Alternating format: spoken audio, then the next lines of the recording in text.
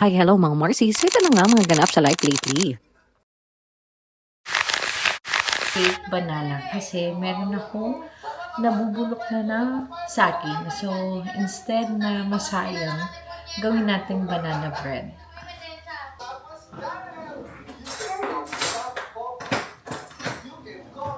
So, I have 4 pieces of banana.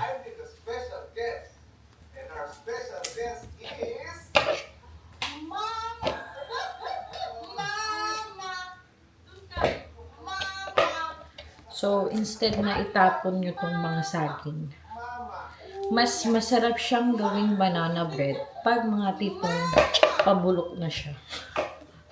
Or paparayo na siya.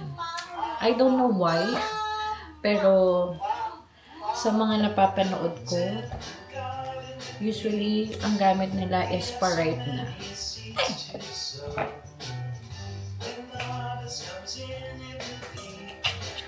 And then, smash lang natin.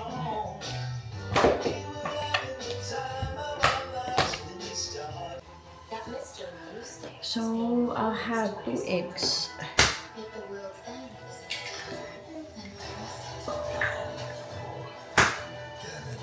Sorry kung nagmamadali ako. Kasi, gising na ang aking bulinggit. At, baka magising na yung isa. So, baka magkaroon tayo hindi na tayo magkaroon ng time later. So, habang kalmado pa sila, no, I'll do things na. See? Umiiyak na siya.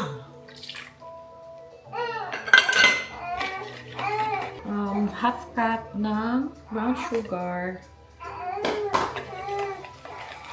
And I also have half cup of white sugar.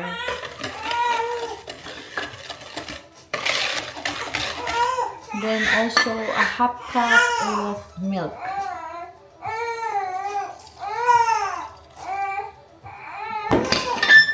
I will add vanilla. Okay, just call for a sweet treat and that was Yes, sweet lang ga. So I have 1.5 cup of flour, baking powder and baking soda, just 1 teaspoon.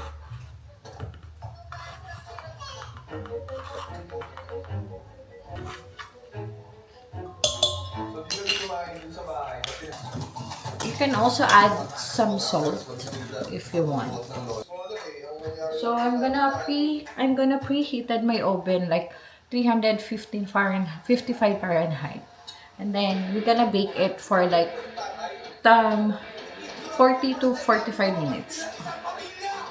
Ang sabi, baker yarn.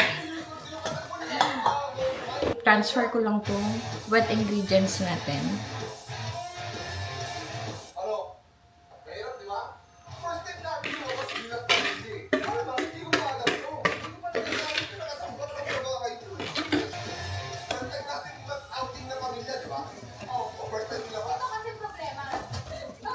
So I have a banana pan and small butter. So hindi na ako nag-gloves kasi kami na makakain and my hands are clean. So it's okay.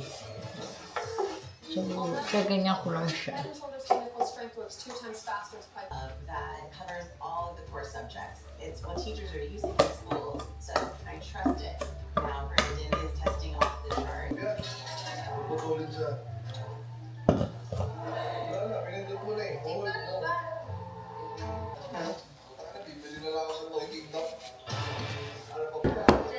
Yeah, we have our banana bread. Sobrang dali lang gawin, diba?